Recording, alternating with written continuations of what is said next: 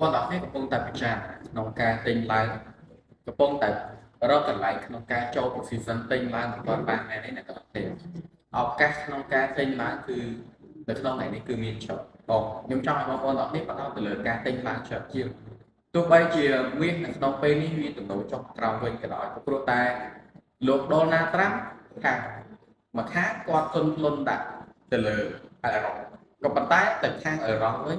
ក៏មានការត្រៀមខ្លួនក្នុងការវាយអឺរ៉ុបដែរអញ្ចឹងស្ថានភាពនៅក្នុងពេលនេះមានក្តៅមានត្រជាក់តម្លៃហើយឆេងនេះអាចហក់ឡើងបានគ្រប់ពេល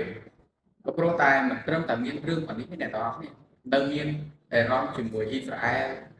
មួយវិញទៀតនៅតំបន់អាស៊ីយើងចឹងជាមួយនឹងកោះតៃវ៉ាន់ក៏នៅតែបន្តស្ដាយគ្នាដែរអញ្ចឹងសម្រាប់បងប្អូនដែល